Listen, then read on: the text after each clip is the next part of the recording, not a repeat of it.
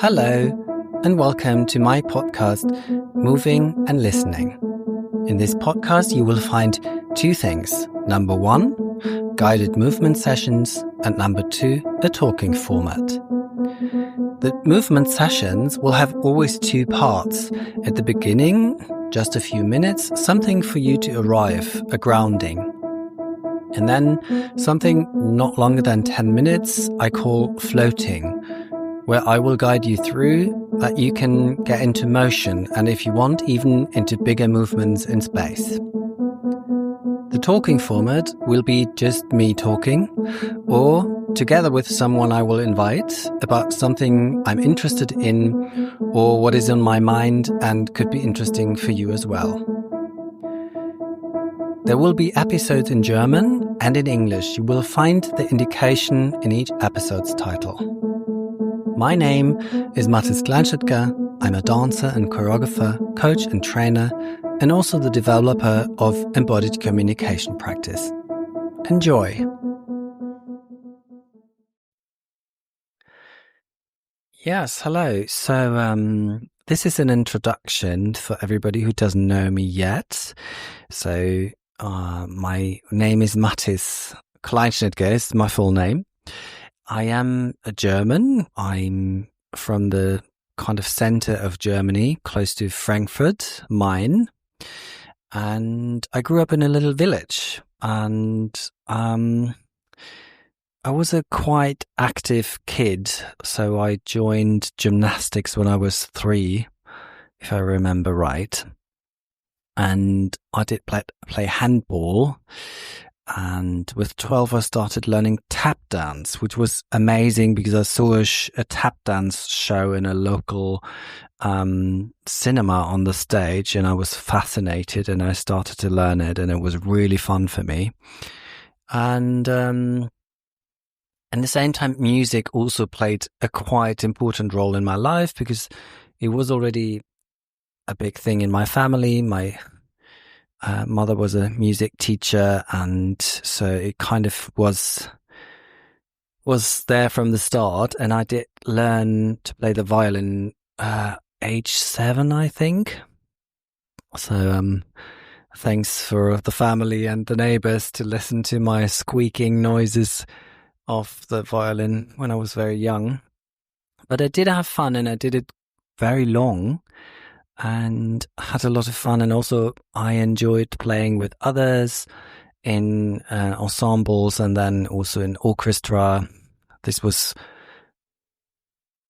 quite important experience in my life. This sound an orchestra or group creates together, and it becomes kind of many voices become not one, but like it all makes sense together, but you still hear all the singular voices. That was a very magic experience and discovery for me. This feeling of individuals forming a group, but still being individuals, because you can still hear the individual voices. And the same probably also in the sports, in handball as a team, to play in a team where, you become a member of the team, and in the playing, you do form. You have to listen to each other. You have to give impulses, and it all forms this flow. But it's only working because you do it as a team.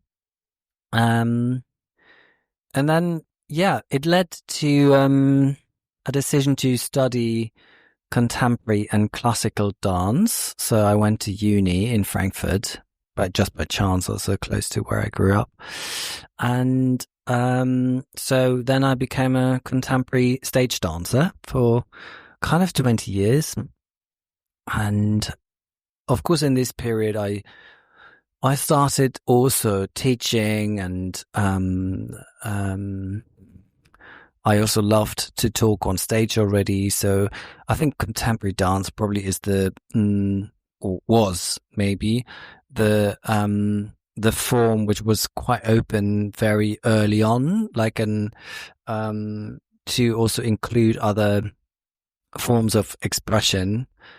Also, like video work and everything was quite early already before it came into other like acting and so on. Anyways, so that was also lucky that I could the dance itself gave me the feeling of feeling myself, expressing myself, and then in the contemporary dance field, I had the chance to try to use voice on stage and singing and talking and so on. So it was quite a nice way for me to explore and express. And in this time, I also realized that actually the communication in these groups, like, because most of my time I was a freelance dancer, so I was constantly in new projects, which means, for everybody who doesn't know that, so you kind of come together for a project which is only for this one piece formed, because there's funding for this project. So a choreographer has an idea of a theme and then casts a certain amount of dancers, and then when it's all happening, you come together and you rehearse for this differs, sometimes 3-4 weeks, sometimes 5-6 weeks, and until it's all together, and then you perform the show several times. If you're lucky, it can also travel a little bit to different cities so you can show it more, but mostly the shows you do 3-4 times and then that's it. And then you hope for the next job, the next project. So it is a very rapid change of groups you're working in and with, and it has to be quite quick to connect, because as dancers we work quite close, like not only like physically, of course, and that also means like personally, because in the contemporary dance we usually work with improvisation a lot, so it's a lot about yourself. You're expressing and using a lot of personality and themes and stories and experiences. So you do share very quickly quite a lot of yourself, and so you have to get quite quickly comfortable with each other to be able to do that. And of course you need to develop trust, because some of the material you're dancing on stage can be quite risky or even dangerous, and you have to trust each other. If it's throwing each other or catching or flying and falling and so on, you need to rely on each other, and therefore you need to build the trust that this can happen. And this kind of brought me to the idea that I had the feeling that this embodied approach to how to communicate with each other to get a very clear and quick communication pattern was something which brought me to the interest of developing something also for people outside of this very exclusive dance world with all these trained people. And I thought, actually, this embodied approach is quite interesting for many people and nearly everyone. And then along all of this, there was also for me after 20 years, there was the interest and also the thoughts, if I would hurt myself or injure really severely and I couldn't continue dance, then I would need something different. So I did an education as a systemic counselor. So since also now nearly 10 years, I'm working as a counselor / coach, and this with individuals and groups. And in the same time, I also started teaching quite a lot. First, I started just teaching dance technique, contemporary dance technique. Then I brought more this idea, what I was just talking about, this idea of how could I use these embodied methods for communication with people outside of the dance world. And yeah, so that brought me to a uni where I'm also teaching them now since nearly 10 years, where I could develop this idea into a method I call embodied communication practice. And in the same time, I'm still teaching improvisation, like movement improvisation, and also theater projects, performance projects I do with students. And so this movement improvisation I'm using a lot as a method to warm up, to liberate, to get the people into a liberated state so they're free and creative. And also in the embodied communication practice, sometimes a little bit is part of for people to get into their bodies and a feeling of how it feels if you're more free of rules, to then realize after what kind of rules do you need and where are your boundaries and so on. Well, that's a lot of mixed thoughts now, I realize.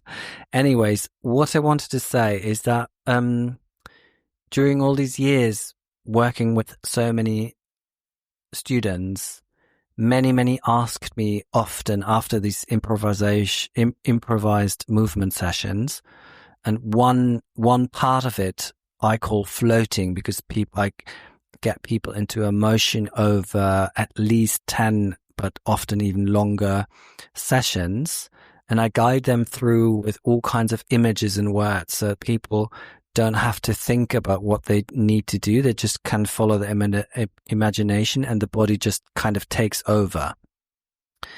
And this kind of style, this floating stuff, a lot of students ask me, oh, I would love to continue doing this, but where can I do this? And I realized that it wasn't so easy proposing anything to them where they could do it. So this brought me years ago to the idea I want to kind of offer something where in a way that students or people in other contexts also in theater projects or performance projects where I used it to be able to offer this still for them. And as I'm also coach / counselor, and there are other topics I would also like to think about and to talk about, and I like to talk, I came up with a podcast idea, because here I can use the audio for guided movement sessions, and in the same time I can talk or invite guests to talk with me about certain topics I'm interested in. And this is kind of how it all came to life. It, of course, always takes quite a while. And maybe just to mention, there's in the movement sessions, I have to use royalty-free music, which is okay. But in live sessions, I, of course, use very different music, and that's even more fun, I have to say. And of course, also in the live session, it helps that you see me and I'm part of the whole group, and also the whole group is inspiring each other. But still, I think the audio version here is really helpful to at least have it with you and do it wherever you are. And of course, when you're in groups, you also can do it shared. And in the same time, I can share also spoken thoughts with its talking sessions. So that's kind of it. If you have questions or comments, just write me. And otherwise, I hope you're enjoying doing what I'm offering, and listen to it, and just move with me, or just listen to what I'm babbling along. And that's it for now. Maybe you will use a floating session, or anyway, whatever you do, have a great time, enjoy. And if you like it and you think of other people who might like it, just feel free to forward my podcast. Have fun and enjoy.